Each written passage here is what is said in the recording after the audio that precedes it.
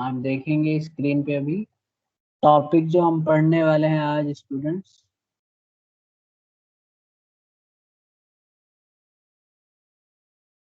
ठीक है स्टूडेंट्स, आज जो हम लोग टॉपिक करेंगे that will be chapter number 6, unit number 6, that is staffing. ठीक है, बहुत ही इंपॉर्टेंट टॉपिक है 12th क्लास के हिसाब से।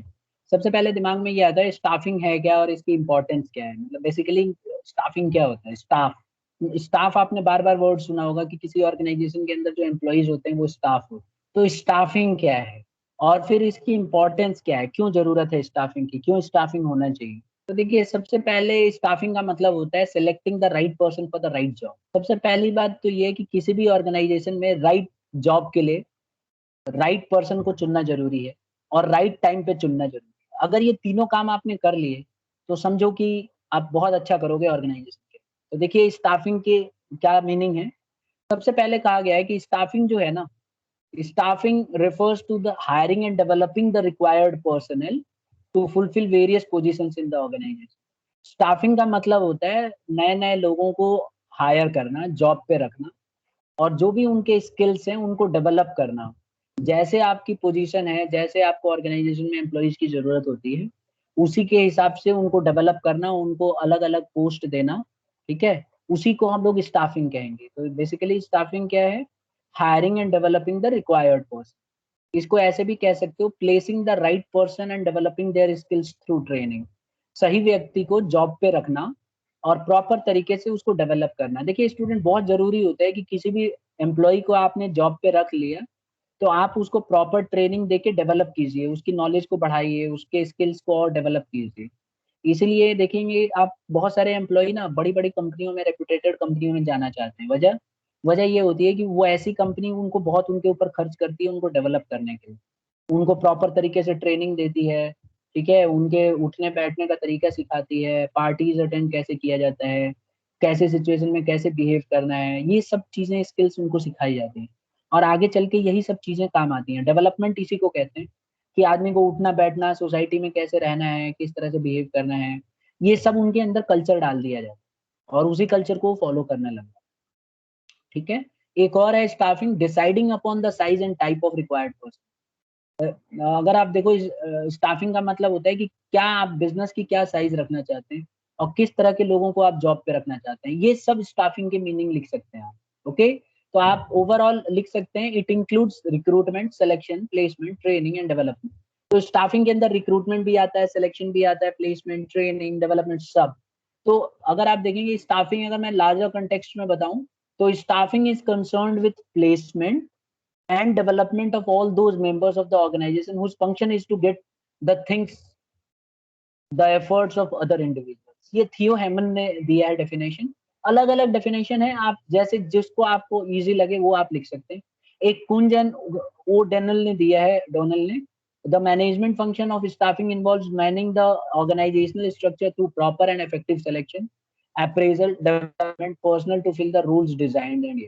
ठीक है, अब मेरे हिसाब से आप ये वाला जल्दी याद हो जाएगा, ये वाला कीजिए आप। ठीक है, एडविन फिलिपो वाला क्या है? Recruitment is the process for prospective employee stimulating them to apply for the job. ये तो खैर रिक्रूटमेंट में हम बताएंगे।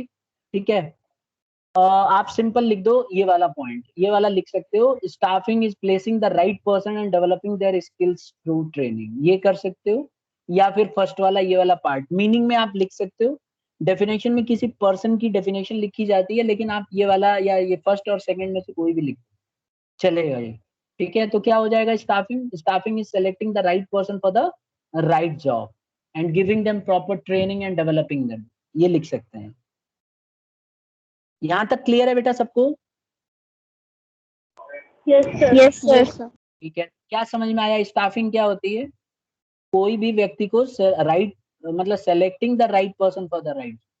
कहीं भी ऑर्गेनाइजेशन में सही व्यक्ति को सही काम के लिए चुनने को ही स्टाफिंग कहते हैं। बेसिकली इसमें ध्यान रखा जाता है कि ऑर्गेनाइजेशन में कितने लोगों की जरूरत है और उसकी नीड्स के अकॉर्डिंग हमें चुनना होता है। ठीक है, हमें डिसाइड करना होता है कि बिजनेस की साइज क्या है और उसी के हिसाब से उसी तरह के पर्सन की रिक्वायरमेंट होती है। और जब हम स्टाफिंग करते हैं तो ये जो रेड में मैंने लिखा है, recruitment, selection, placement, training and development, इन सब की जरूरत पड़ती है। ठीक है, रही बात ये डेफिनेशंस की, तो ये डेफिनेशन आप कोई भी आप लिख सकते हैं अगर आपको इजी लगती है, otherwise you are free to write the meaning also. Definition की जगह बोर्ड में मीनिंग आपसे पूछा जाएगा। अब हम आते हैं इम्पोर्टेंस, स्टाफिंग की जरूरत क्यों है, क्यों हमें स्टाफिंग रखना पड़ता है, स्टाफिंग के रहने से फायदा क्या है। तो सबसे पहला पॉइंट है कॉम्पिटेंट पर्सनल। देखो जब भी हम स्टाफिंग करते हैं, तो स्टाफिंग करने से ना हमें जॉब, जिस ऑर्गेनाइजेशन के लिए हमें एम्प्लॉयज की जरूरत होती है, हम कॉम्पिटेंट एम्प्लॉय चुन पाते हैं। ठीक है, तो एक तरह से आप ये बोल सकते हो कि स्टाफिंग का एक पहला इंपॉर्टेंस ये है कि ये हमें मदद करता है कॉम्पिटेंट पर्सन को जॉब में रखने के लिए। Okay, it directly helps to select the person, competent person for the job. Competent person, जो कैपेबल पर्सन है, उसको चुनने में मदद करता है स्टाफिंग। अब आप कहेंगे कैसे, देखिए स्टाफिंग करते समय हमें पहले ये पता लगाना होता है कि कितने लोगों की जरूरत है, हम उतने ही लोगों को, उसी के हिसाब से लोगों को बुलाते हैं, और हम कोशिश करते हैं कि ज्यादा से ज्यादा लोगों को बुलाएं। जैसे मान लो 10 वैकेंसी है, तो हमारी कोशिश ये होती है कि हजारों में लोग आ जाएं, कोई दिक्कत नहीं है। जितने ज्यादा लोग वहां आएंगे जॉब के लिए, उनमें से हम बेस्ट एम्प्लॉय को चुन सकते हैं अपने ऑर्गेनाइजेशन के अंदर।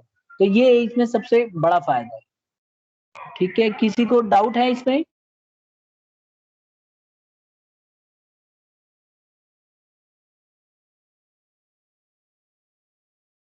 सबको आ गया बेटा समझ में ये? Yes sir.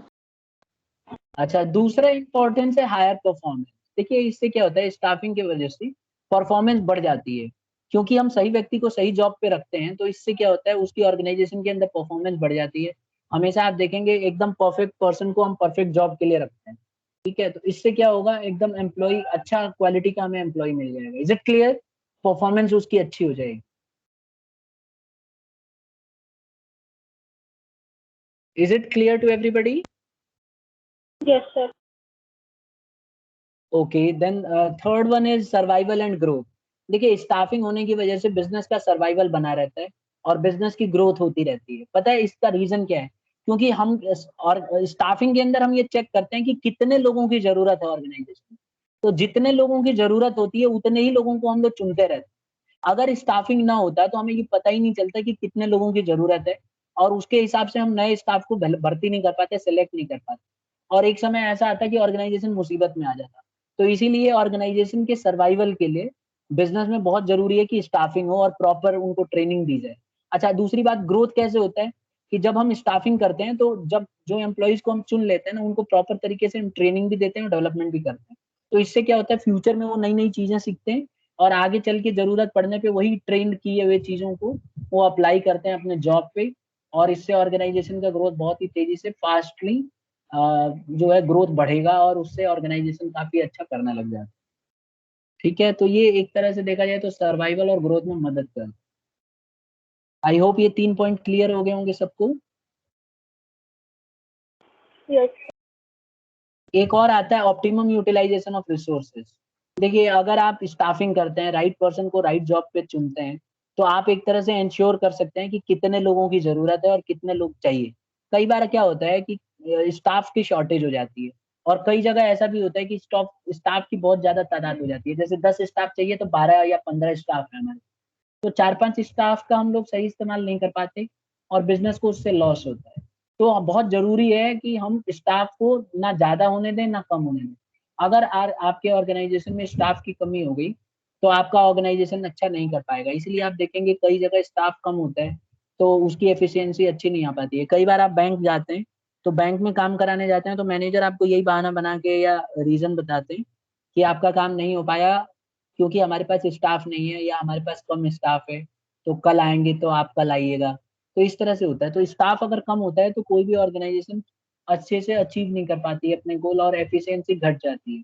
और अगर स्टाफ प्रॉपर होगा तो आसानी से काम को हो जाता है। और ये नहीं भूलना चाहिए हमें कि स्टाफिंग यही काम करती है। स्टाफिंग का काम यही होता है कि सबसे पहले ये पता लगाया जाए कि कितने लोगों की जरूरत है, और जब ये पता चल जाता है कि कितने लोगों की जरूरत है, तो उसी के हिसाब से उनका सिलेक्शन होता है और उनको चुना जाता है जॉब के लिए। ठीक है, तो ये क्या करता है, एक तरह से यूटिलाइजेशन करता है हमारे ह्यूमन रिसोर्सेज का, कि कितने जो भी रिसोर्सेज अवेलेबल हैं उन सबका सही इस्तेमाल करें। क्लियर है यहाँ तक? Yes sir. एक और पॉइंट है बेटा, जॉब सेटिस्फेक्शन। अच्छा ये बताइए, अगर स्टाफिंग में हमने पढ़ा कि बहुत सारे लोगों को बुलाया जाता है, उसके बाद उनको चुना जाता है, और चुनने के लिए बहुत सारे, हम पढ़ेंगे आगे कि उनको चुनने के लिए ना हम बहुत सारे जो है टेस्ट करते हैं। मतलब हर तरह के एग्जाम होते हैं, रिटन एग्जाम होता है, इंटरव्यू होता है, मेडिकल टेस्ट होता है, तब जाके एम्प्लॉय को चुना जाता है। तो स्टाफिंग करने से क्या एम्प्लॉय का जॉब सेटिस्फेक्शन, मोरल उसका हाई हो जाता है क्या? क्या वो ज्यादा सेटिस्फाई हो जाता है? Yes sir. कैसे, बताना चाहेंगे कैसे? सर काफी लोगों में से उसको चुना गया है, तो यानी कुछ तो स्पेशल होगा उसमें, तो यही सोच के वो थोड़ा खुश वगैरह हो सकता है। ठीक है, बिल्कुल वैलिड पॉइंट है। आपका कहना ये है कि सर जब इसका सिलेक्शन हुआ होगा तो लाखों में इसने compete किया होगा, हजारों लोगों में कंपटीशन किया होगा इसने। तो जब कोई व्यक्ति इतने लोगों में कंपटीशन करके और सिलेक्शन होता है, तो ऑटोमेटिकली उसको ये समझ में आ जाता है कि इस पोस्ट के लिए उसने बहुत स्ट्रगल किया होगा और बहुत ज्यादा मेहनत किया होगा, हार्ड वर्क किया होगा। तो जिस पोस्ट के लिए उसने इतना मेहनत करके उस पोस्ट को प्राप्त किया हो, उसके लिए उसको जॉब सेटिस्फेक्शन बहुत अच्छे से हो जाती है, यानी कि उस जॉब से वो बहुत सेटिस्फाई हो जाता है, क्योंकि उसे पता होता है कि ये जॉब उसे बड़ी मुश्किल से मिली है और बहुत ज्यादा पापड़ बेलने पड़े हैं, बहुत मेहनत करनी पड़ी है। तो वो जो है प्रॉपर मेहनत करेगा और अपने जॉब से जो सेटिस्फाई हो जाता है वो अपना 100% उस जॉब में देता है। ठीक है।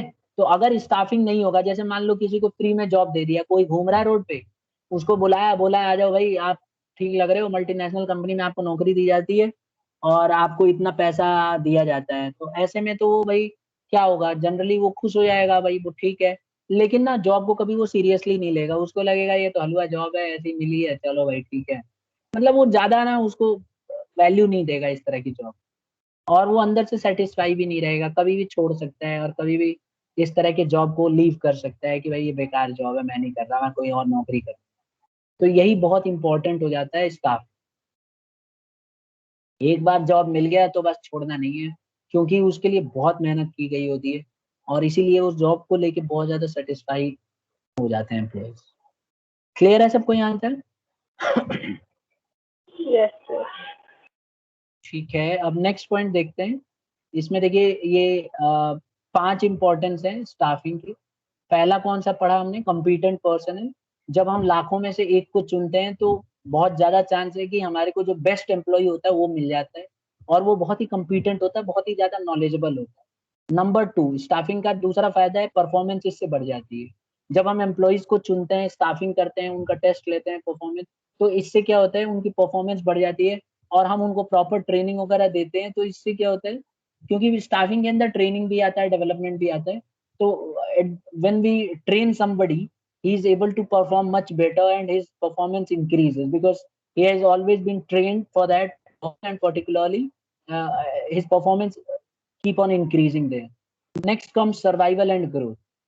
Survival and growth mein, once the staffing is done, there is a training process also where a lot of people, the employees who have been selected, are trained properly, and due to that training they keep on doing work regularly and properly, and therefore there is no shortage of employees also, because at the time of staffing one has to find out how many people are required, how many employees are required, and once he come out to find all those requirements, he select a person. जैसे मान लो 10 job है तो 10 लोगों को चुन लेते हैं, 20 employ की जरूरत है तो 20 को चुन लेते हैं, and by doing so he is able to survive in the business, because he has been selecting lot of people. Whenever there is a vacancy, he is selecting a particular person, properly training him, and therefore one of the process is also to train and develop the person.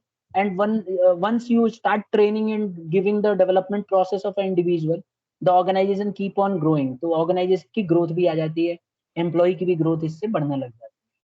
Fourth point आता है optimum utilisation of resource. देखिए क्या होता है कि staffing में ना हम पहले ही अंदाजा लगा लेते हैं कि हमें इतने लोगों की जरूरत है, और एक किस तरह के पोस्ट हमारे खाली है। तो once you find out the post कि भाई ये वाला पोस्ट खाली है, then you can keep or select an individual for that particular post, and you may ask for a particular type of knowledge, okay, and afterwards you can select him for that job. Therefore you are utilizing that human for that particular post, तो आप उसको इस्तेमाल कर रही हो उस person को उस पर्टिकुलर पोस्ट के लिए, तो इससे आप उस रिसोर्स का अच्छा इस्तेमाल कर रहे हैं जिसको आपने चुना है। और सबसे लास्ट पॉइंट, जैसे कि अभी एक स्टूडेंट ने बताया कि job satisfaction, the employee who is selected in the organization comes out after lot of process. There is a process where he has to go with the medical examination, he has to clear uh, you can say interviews, written tests, and there are a lot of activities which he has to pass out of all those people. Once he do that, he is highly satisfied. He's satisfied with his job, and therefore he don't want to leave that job. So we can say that कि वो बहुत ज़्यादा satisfy हो जाता है और job को नहीं छोड़ता है. Is it clear? Yes, sir. ठीक है, तो ये तो था हमारा ये वाला टॉपिक इम्पोर्टेंस. अब हम एक और पढ़ेंगे, सबसे इम्पोर्टेंट टॉपिक है, इस यूं कह सकते हो इस यूनिट का सबसे इम्पोर्टेंट टॉपिक कह सकते हो, स्टाफिंग प्रोसेस. जब हम स्टाफिंग करते हैं तो पहले क्या करते हैं, फिर क्या करते हैं, फिर क्या करते हैं, फिर क्या करते हैं, वो हम पढ़ने वाले हैं. तो स्टाफिंग प्रोसेस होता क्या है, देखिए सबसे पहले ना हम एस्टिमेट करते हैं मैन पावर रिक्वायरमेंट. आपको मैंने बता दिया स्टाफिंग क्या होता है, selecting the right person for the right job. तो सबसे पहले जब आप स्टाफिंग करते हैं तो सबसे पहले आप ये वाला एस्टिमेट करते हैं कि कितने लोगों की जरूरत है. फिर अगला स्टेप होता है रिक्रूटमेंट करते हैं, फिर प्लेसमेंट एंड ओरिएंटेशन करते हैं, फिर ट्रेनिंग देते हैं, फिर स्टाफ को आप रखते हैं. तो एक एक स्टेप आपको बताना होगा. एग्जाम में जब पूछा जाएगा तो 1 बाय 1 ये सारे स्टेप्स लाइन से आपको बताना होगा. आप बीच में पॉइंट्स को खा नहीं सकते. ये देखिए ये हैं सारे points: estimating man power requirement, recruitment, selection, placement and orientation, training, performance. ये सारे पॉइंट्स आपको 1 by 1 you will have to discuss. देखिए सबसे पहला आता है प्लानिंग का प्रोसेस, ये स्टाफिंग का process, estimating man power requirement. देखिए सबसे पहले जब आप स्टाफिंग करते हैं तो आपको ये पता करना पड़ता है कि कितने लोगों की जरूरत है. Plan the number and type of person, कितने लोगों की जरूरत है और किस तरह के लोगों की जरूरत है. मतलब पोस्ट भी तो अलग अलग होती है, जैसे मान लो लेबरों की जरूरत है या मैनेजर्स की जरूरत है, या मतलब कौन से क्लास ऑफ एम्प्लॉयज चाहिए आप, पहले आपको ये पता करना पड़ेगा. ठीक है, knowing the man power requirement, आपको अपने मैन पावर रिक्वायरमेंट की जरूरत होगी कि भाई कितने लोगों की जरूरत है. अब इसके लिए आप दो तरह के एनालिसिस करोगे, workload analysis and workforce analysis. अब वर्कलोड एनालिसिस में क्या असेसमेंट करते हैं, इसमें किया जाता है assessment of number and type of human resources required. इसमें पहले आपको अंदाजा लगाना पड़ता है कि कितने लोगों की जरूरत है और किस तरह के लोगों की जरूरत है, यानी ह्यूमन रिसोर्सेज. और दूसरे नंबर पे वर्क फोर्स एनालिसिस करना पड़ता है. यहाँ पे आपको पता करना पड़ता है कि number and type of work force available, आपके पास कितने लोग हैं और कितने, मतलब इस समय प्रेजेंट सिचुएशन में कितने लोग हैं आपके पास. क्योंकि जब तक ये नहीं पता चलेगा कितने लोग हैं, फिर आप कैसे पता चल पाएगा कि कितने लोगों की जरूरत है. कई बार 1 मार्क में पूछ भी देता है कि वर्कलोड एनालिसिस में क्या करते हैं. तो वर्कलोड एनालिसिस में हम असेस करते हैं कि कितने लोगों की और किस तरह के लोगों की जरूरत है. और वर्कफोर्स एनालिसिस में हम वर्कफोर्स का पता लगाते हैं कि कितने लोग एम्प्लॉय हैं हमारे पास अवेलेबल. तो ये प्रेजेंटली अवेलेबल है और इनको लाना है. दोनों में यही फर्क है. समझ में आ गया बेटा? Yes, sir. तो क्या करते हैं हम लोग वर्कलोड एनालिसिस में, क्या पता करते हैं, कितने लोगों की जरूरत है. ठीक है, और किस तरह के लोगों की जरूरत है, यही ना. वर्क फोर्स एनालिसिस में हम क्या करते हैं स्टूडेंट्स, कितने लोग प्रेजेंट है अभी कंपनी वगैरह में. बिल्कुल सही. ठीक है, आपको सेकेंड स्लाइड नहीं दिख रही है ना? नो सर, आ गई. चलिए अब आ गई. ठीक है, तो देखिए स्टूडेंट्स आप इसमें देखेंगे यहाँ पे कि रिक्रूटमेंट. तो पहला हमने क्या पढ़ा, पहला हमने पढ़ा estimating the man power requirement, ये पहला प्रोसेस. उसके बाद दूसरे नंबर पे आता है रिक्रूटमेंट. रिक्रूटमेंट क्या होता है, searching for the prospective employees. इसका मतलब होता है कि प्रोस्पेक्टिव एम्प्लॉइज को हम सर्च करते हैं कि कितने एम्प्लॉइज की जरूरत है. देखिए रिक्रूटमेंट के अंदर ना हम लोगों को स्टिमुलेट करते हैं कि आइए जॉब के लिए अप्लाई कीजिए. तो आपने देखा होगा इंडिया में तो कुछ ज्यादा ही होता है. रिक्रूटमेंट का मतलब होता है जिस तरह की हमें जॉब चाहिए उस तरह के लोगों को बुलाते हैं कि हमारे पास इतनी वैकेंसी खाली है, आप फॉर्म भरिए और आइए. ठीक है, और ये ना एक पॉजिटिव प्रोसेस माना जाता है। पॉजिटिव क्यों माना जाता है?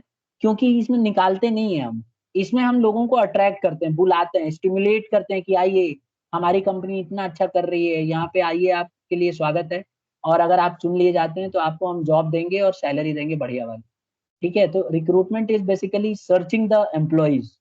आप इसमें एम्प्लॉइज को सर्च करते हो कि कौन से हमारे एम्प्लॉय बेटर रहेंगे, उनको स्टिमुलेट करते हो कि आइए हमारे जॉब के लिए अप्लाई कीजिए, stimulating them to apply for the job. Discovering the source of employees, आप इसमें ये भी डिस्कवर करते हो कि कौन सा तरीका सही रहेगा जहां से ज्यादा एम्प्लॉय हमारे इसमें आएंगे। जैसे न्यूज़पेपर में एडवर्टीजमेंट सही रहेगा, या टीवी में एडवर्टाइज सही रहेगा, या बैनर लगाएं, या मतलब माउथ पब्लिसिटी करें, लोगों से हम बताएं किस तरह से हम करेंगे। हमारे पास बहुत सारे तरीके होते हैं एम्प्लॉइज को जॉब पे बुलाने के लिए। अच्छा, ये पॉजिटिव प्रोसेस क्यों है? क्योंकि इसके अंदर हम निकालने का काम नहीं करते हैं, हम इसमें लोगों को बुलाते हैं, और इसमें ज्यादा से ज्यादा एम्प्लॉइज को चाहते हैं कि आए, तो इसीलिए ये पॉजिटिव प्रोसेस है। और एक और है, objective is to create a pool of prospective employee. इसका मेन ऑब्जेक्टिव ये होता है कि ज्यादा से ज्यादा लोगों को हम जॉब पे बुलाएं। तो बेटा हमने दो पढ़ लिया। पहला हमने पढ़ा एस्टिमेटिंग मैन पावर रिक्वायरमेंट, जिसमें हम अंदाजा लगाते हैं कि कितने लोगों की जरूरत है। इसके लिए हमें दो तरीके अपनाते हैं, workload analysis and workforce analysis. Workload analysis में हम ये पता लगाते हैं कि कितने लोग और किस तरह के लोगों की जरूरत है। वर्कफोर्स एनालिसिस में हम ये पता लगाते हैं कि हमारे पास कितने एम्प्लॉय अवेलेबल हैं। ठीक है, अब आता है दूसरे नंबर पे रिक्रूटमेंट। रिक्रूटमेंट क्या है? एक ऐसा तरीका है जिसमें हम सर्च करते हैं प्रोस्पेक्टिव एम्प्लॉय को।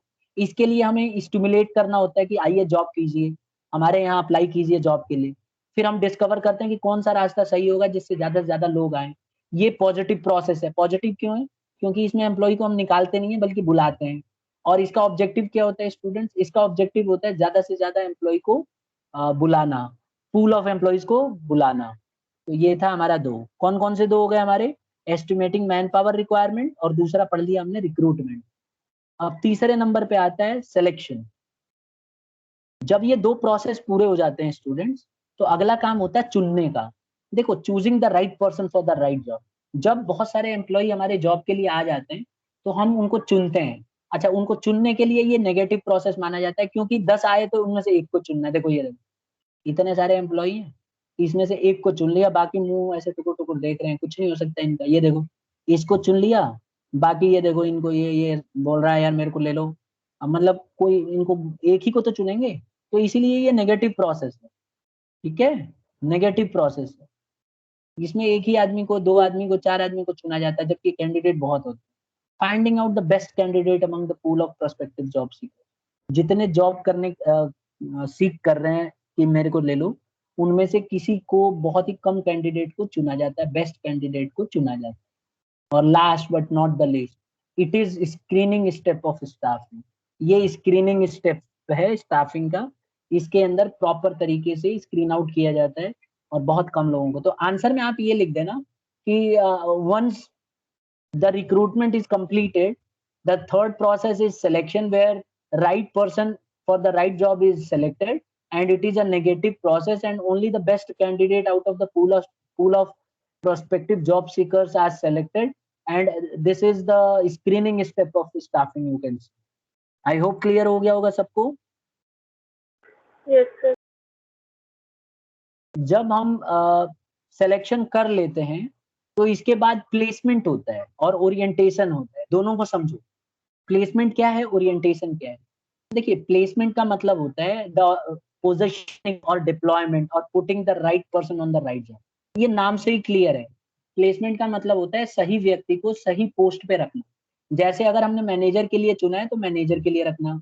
अगर हम पीजीटी कॉमर्स चुन रहे हैं तो पीजीटी कॉमर्स को कॉमर्स वाले सेक्शन में भेजना। अगर हम लोगों ने पीजीटी इंग्लिश भेजा है तो इंग्लिश सब्जेक्ट देंगे उसको।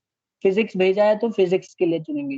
तो प्रॉपर डिपार्टमेंट देंगे। जैसे मान लो पीजीटी फिजिक्स चुना है तो उसको साइंस डिपार्टमेंट, पीजीटी कॉमर्स चुना है तो उसको कॉमर्स डिपार्टमेंट में भेजेंगे। तो प्रॉपर तरीके से हम उसको पोजीशनिंग करेंगे, डिप्लॉय करेंगे, यानी कि उसका अलग से डिपार्टमेंट उसको जो भी बनेगा उसको देंगे। तो इसको बोलते हैं प्लेसमेंट। तो जब आप सिलेक्शन कर लेते हो तो आप प्लेसमेंट करते हो किसी का। फिर है ओरिएंटेशन। ओरिएंटेशन क्या है? It is a process of introducing selected candidate and familiarising with the rules and regulations. इसमें क्या होता है स्टूडेंट्स की, जब ओरिएंटेशन होता है तो जब आप चुन लेते हो ना कैंडिडेट को, बड़ी बड़ी कंपनियों में जब आपको चुन लिया जाएगा और आपको डिपार्टमेंट दे दिया जाएगा, तो आपको ना 2 से 3 दिन, 4 दिन, 10 दिन, जनरली 1-2 घंटे का भी हो सकता है, 1-2 दिन का भी हो सकता है और कुछ दिन का भी हो सकता है, जिसके अंदर आपको ना उसको जॉब में भेज दिया जाएगा, लेकिन आपको ड्यूटी नहीं दी जाएगी। आप जो वहाँ के एम्प्लॉइज हैं, जो आपके ग्रुप में एम्प्लॉइज हैं, उनसे आप बात करोगे, ठीक है, उनसे पता करोगे भाई कैंटीन कहाँ है, क्या क्या कैंटीन में क्या सुविधाएं हैं, है ना, लाइब्रेरी है कि नहीं, खेलने के लिए हमारा क्या व्यवस्था है, वो सारे पॉलिसीज, रूल्स, रेगुलेशन आपको समझने को मिलते हैं। आप बड़ी बड़ी कंपनी में जब जॉब के लिए सेलेक्ट हो जाएंगे, तो आपको कंपनी 5-6 दिन का टाइम देती है घुलने मिलने का, ठीक है। आप जाते हो, स्टाफ वालों से बात करते हो, सबसे अपनी राय लेते हो, भाई कितने साल से आप जॉब कर रहे हो, सब पूरा स्टोरी बताता है, यार मैं 10 साल पहले आया था, आज की डेट में ऐसे ऐसे हो गया, ये है, मतलब पूरा अपना कहानी बताता है, अपनी बुराई भी करता है ऑर्गेनाइजेशन की,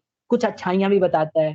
तो इससे आप अपने आप को अंदाजा लगा सकते हो कि आपके लिए वो ऑर्गेनाइजेशन ठीक है कि नहीं है, आप इसमें ठीक से रह पाओगे कि नहीं रह पाओगे। जैसे कई लोगों की आदत होती है रिक्रिएशनल, मतलब मूवीज वूवीज देखने की आदत होती है, बुक्स पढ़ने की आदत होती है, तो ऑर्गेनाइजेशन में जब वो ज्वाइन करेंगे तो एम्प्लॉयज से पूछेंगे कि भाई अगर कोई किताब उताब पढ़ना हो तो कोई लाइब्रेरी है क्या हमारी कंपनी में, तो वो बताते हैं हाँ जी बिल्कुल लाइब्रेरी है, आप कोई भी मनपसंद किताब पढ़ सकते हो, और अगर आपको कोई नोवेल वोवेल पढ़ना है तो ऑर्डर भी कर सकते हो, कंपनी मंगा के देगी आपको। अच्छा, आपको गेम खेलना चाहते हो गेम भी खेल सकते हो, मूवी देखना चाहते हो कंपनी की तरफ से थिएटर है, आप जो है मूवी वगैरह भी देख सकते हो। और मतलब अलग से बहुत सारे ओरिएंटेशन कराया जाता है, और उनको देखो, देख रहे हो, एक ओरिएंटेशन का ये भी तरीका है, कोई टीचर आएगा वहां पे, आप सबको बिठा लेगा नए एम्प्लॉय को, और पूरा अपने कंपनी के रूल्स रेगुलेशन बताएगा, हमारे कंपनी के ये रूल हैं, ऐसा करने पे ऐसा होगा, ये होगा वो होगा, मतलब एक जनरल डिस्कशन होगा, बड़े अच्छी अच्छी चीजें बताते हैं, काफी अच्छा लगता है। ठीक है स्टूडेंट्स, सर। आ गया समझ में? क्या लगता है आपको, यस सर। ओरिएंटेशन होना चाहिए कि नहीं होना चाहिए ऑर्गेनाइजेशन में? सर होना चाहिए। होना चाहिए क्यों? सर। बिल्कुल होना चाहिए, और अच्छी कंपनी में आप जब ज्वाइन करोगे ना, जब आप M.Com B.Com ये सब कंप्लीट कर लोगे, तो आप अच्छी कंपनी में अगर ज्वाइन करोगे तो जॉब ओरिएंटेशन जरूर मिलेगा। ठीक है, वहाँ आपको कुछ कोई रेस्ट्रिक्शन नहीं होती है, आप किसी से भी बात उत करके अपना मतलब अपने आप को एक तरह से पता लगा सकते हो कि मैं यहाँ बिलोंग करता हूँ कि नहीं करता, मैं यहाँ इंजॉय कर पाऊंगा कि नहीं कर पाऊंगा। ये इसीलिए जानबूझ के रखा जाता है ओरिएंटेशन। अच्छी अच्छी कंपनियों में तो कई दिन का ओरिएंटेशन होता है, बकायदा मतलब पार्टी वोटी भी होती है और बुलाया भी जाता है।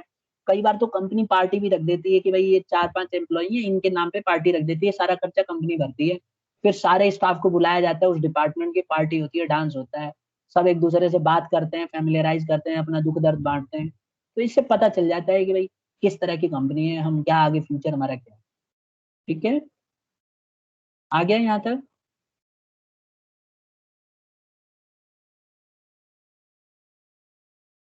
फिर आता है ट्रेनिंग एंड डेवलपमेंट। देखिए जब ये पूरा पूरा हो सर, जाता है ओरिएंटेशन, हाँ जब आप बोलो। स्कूल में आए थे तब आपका भी हुआ था ये? ओरिएंटेशन, अब यस ओरिएंटेशन सर। नहीं हुआ था मेरा, मतलब एक यूं कह लो आधा हुआ था। जब मैं आया था इंटरव्यू देने तो थोड़ा सा घुमाया था, दिखाया था मुझे पीछे का ग्राउंड और ये सब देखा था मैंने, बस। मैं बड़े ऑर्गेनाइजेशन की बात कर रहा हूँ, जब मतलब आप अगर गवर्नमेंट एम्प्लॉय बनोगे ना, गवर्नमेंट टीचर बनोगे, तो आपको ओरिएंटेशन कराया जाता है, इतना पता है मुझे, कि 1 दिन या 2 दिन बोला जाता है, वो टीचर जो शुरू के 2-3 दिन जाता है ना, तो उसको क्लास नहीं लेने होता है, बस वो मतलब स्टाफ मेंबर्स के साथ स्टाफ रूम में बैठ के बात उत करता है, कैंटीन वैंटीन में बैठ के खा पी सकता है, घूम सकता है स्कूल, ये होता है। दिल्ली में तो होता है, इतना पता। ठीक है स्टूडेंट्स, यस सर। ठीक है, वो वहाँ का कल्चर समझ सकता है भाई, मतलब जाते हैं टीचर्स बताते हैं भाई यहाँ यहाँ कैंटीन है, ये स्टाफ रूम रहेगा हमारा, ऐसे हमारे लंच खाने की जगह ये है, सारा चीज डिस्कस हो जाता है, तो इसी को ओरिएंटेशन कहते हैं। बट ये डिपेंड करता है ऑर्गेनाइजेशन के ऊपर, कौन सी ऑर्गेनाइजेशन ओरिएंटेशन कराना चाहती है। कई ऑर्गेनाइजेशन ओरिएंटेशन को खराब मानती है, उसको लगता है पूरा भंडा फोड़ देंगे, एम्प्लॉय सब कुछ डिटेल बता देंगे, लेकिन कई ऑर्गेनाइजेशन इसको अच्छे तौर पे लेती है। ठीक है, तो डिपेंड करता है कि ऑर्गेनाइजेशन कैसी है। मुझे याद है मैं बीएड में गया था तो ओरिएंटेशन हुआ था 2 दिन का, हमें बोला गया था कि 2 दिन कुछ भी पढ़ाई नहीं होगी, और सभी बच्चों को ये बोल दिया गया था, मतलब आप समझ ही सकते हो ऑब्वियसली बड़े होते हैं सब, M.Com करके गए होते हैं और पीजी टीजीटी भी होंगे, तो कम से कम ग्रेजुएशन तो कर ही लिया होता है उन्होंने। तो हमें बोला गया था कि 2 दिन तक आप घूमो कॉलेज में, ठीक है। और मेरा कॉलेज यहीं दिल्ली कैंट में ही आर्मी इंस्टीट्यूट ऑफ एजुकेशन था, बेस हॉस्पिटल के साथ ही। अब तो वो नोएडा शिफ्ट हो गया है। तो वहाँ मतलब पूरा ग्रीनरी थी, और मतलब आप यूँ देख लो 2 दिन हम खाली घूमते रहे थे उसमें। तो उसमें हमें पता चल गया था कि प्रोजेक्ट की फाइल कहाँ रखी है। पहले दिन ही उस पे मतलब किसी ने हमें बता दिया था कि प्रोजेक्ट आपको बहुत बनाना पड़ता है, और यहाँ पे फाइल यहाँ से मिल जाएंगी, तो पहले ही कब्जा कर लो फाइलों पे। तो यही काम अच्छा किया था, गर्ल्स ने बहुत सारी फाइल उड़ा दी थी वहां से, और ले जाके गर्ल्स हॉस्टल में छिपा दिया था। और बाद में हमें पूरे साल काम आए, ठीक है। जब भी कोई टीचर फाइल बनाने के लिए देते तो वही फाइल हम यूज करते थे, हमें आइडिया लग जाता था इस तरह की फाइल है। तो ओरिएंटेशन कई बार अच्छे काम के लिए भी होती है, ठीक है। Class, yes sir. हाँ, किसी ने अंदर के इंटरनल सोर्स ने बता दिया था कि ये फाइल ना, आज ये रूम खुला हुआ है, बाद में इसमें ताला लग जाएगा, तो 2 दिन आपके पास टाइम है, फाइल देख लो, हर एक बैच का फाइल मिल जाएगा यहाँ। अगर चाहो तो एक एक सैंपल के तौर पर रख लो, बाद में इसमें लॉक लगेगा। तो ये बात, बॉयज तो गिनती के थे वहाँ, 10-12 ही थे हम लोग, 13 स्टूडेंट बॉयज थे, बाकी सब गर्ल्स थी 73। तो उन्होंने मतलब 77 गर्ल्स थी, उन्होंने कब्जा कर लिया, हॉस्टल था उनका, रख लिया। और ये पूरे साल हमने इस प्रोजेक्ट में से हेल्प ले लेके फाइलें कई बार बनानी होती थी तो मिलता था। अच्छा, ओरिएंटेशन में ये भी एक फायदा हुआ कि सब जने दूर दूर के थे, कोई कहीं से आया है, कोई साउथ से आ रखा है, कोई नॉर्थ से, कोई उत्तरांचल से। तो सब 2 दिन हमने पूरा डिस्कस किया, आपस में बैठे, घूमे, और यही बात हुई कि भाई क्या मतलब क्या सोच के एडमिशन लिया, क्या है, और सबने अपना अपना मतलब टीचिंग ही क्यों चुना, सब डिस्कस होता था। तो एक मतलब फीलिंग आ गई कि हाँ भाई, सब हमारे एक जैसे हैं, और सबके मतलब फ्रेंड सर्कल बन गया। वही 2 दिन डिसाइड कर दिया कि कौन किसका दोस्त रहेगा। और मैं जहां तक मैं समझता हूँ मैक्सिमम 2 दिन में सब दोस्त बन गए थे, और उन्हें बाद में वही दोस्त बनते रहे थे। मतलब समझ रहे हो ना, ओरिएंटेशन मतलब हम किस तरह के ग्रुप में रहना चाहते हैं, हमें एक साथ मिलके बैठ के पता चल जाए। आया समझ में ओरिएंटेशन का लॉजिक क्या है? यस सर, आ गया। हाँ, जब हम कंपनी में जाते हैं तो हम लोन होते हैं, मतलब हमें कोई नहीं जानता, और हम अकेले पड़ जाते हैं। तो ऐसा हमें 2-3 दिन चाहिए जिससे हम घुल मिल सकें, काम का वर्कलोड ना पड़े, खुल के बात कर सकें। तो इससे बहुत हेल्प मिलती है, मतलब फ्रेंड सर्कल वो मतलब इनफॉर्मल कम्युनिकेशन हो जाता है वहाँ। बाद में तो फिर समझ ही रहे हो, जब जॉब करने लगते हैं तो इतना टाइम नहीं मिलता है बात करने का। तो ओरिएंटेशन बहुत जरूरी है। अगर कोई ऑर्गेनाइजेशन अच्छा करना चाहती है तो आप देखेंगे टॉप ऑर्गेनाइजेशन हमेशा ओरिएंटेशन का टाइम देती है, हमेशा। आप जितने अच्छी कंपनी में ज्वाइन करोगे ना, उतना ही अच्छा कल्चर मिलेगा ओरिएंटेशन, ठीक है। आप देखो मल्टीनेशनल कंपनियों में तो जबरदस्त ओरिएंटेशन होता है, और आपको अलग से इनफॉर्मल भी बहुत रखते हैं वो लोग। एक साथ आप कोई भी मतलब पार्टी वार्टी भी मतलब अटेंड कर सकते हैं, और कल्चर भी मतलब अलग हो जाता है। आ गया समझ में स्टूडेंट्स यहाँ तक? आ गया सर। तो अगली क्लास में हम इससे आगे कंटिन्यू करेंगे। आज इतना ही करते हैं स्टूडेंट्स, प्लेसमेंट तक। तो हमने देखो इतना सारे पढ़ने हैं। ये हमने एस्टिमेटिंग मैन पावर रिक्वायरमेंट पढ़ लिया, जिसमें हमने पढ़ा कि कितने लोगों की जरूरत होगी, ये पता लगाया जाता है। रिक्रूटमेंट में हमने पढ़ा कि लोगों को स्टिमुलेट किया जाता है कि आइए जॉब कीजिए, ज्यादा से ज्यादा लोगों को बुलाया जाता है। सिलेक्शन एक नेगेटिव प्रोसेस, रिक्रूटमेंट पॉजिटिव है। सिलेक्शन में क्या होता है, लोगों को निकालने का तरीका ढूंढा जाता है कि बेस्ट एम्प्लॉय को कैसे चुना जाए। एक बार बेस्ट एम्प्लॉय को चुन लिया जाता है तो प्लेसमेंट किया जाता है, मतलब उसको उसका पोस्ट दे दिया जाता है कि आप यहाँ पे बिलोंग करते हो। और ओरिएंटेशन होता है, तो ओरिएंटेशन में 2-3 दिन का टाइम, जैसे मैंने आपको बताया, हमारा ओरिएंटेशन हुआ था बीएड में।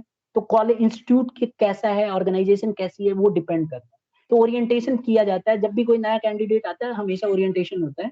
और आप देखोगे बहुत सारे डिपार्टमेंट में, आर्मी में भी ओरिएंटेशन होता है, आप बड़े बड़े फोर्सेस में जाएंगे ना, वहां पे भी ओरिएंटेशन के प्रोग्राम होते हैं। अगली क्लास में मैं डिस्कस करूंगा, बहुत ही यूनिक तरीके से ओरिएंटेशन होता है आर्मी के अंदर।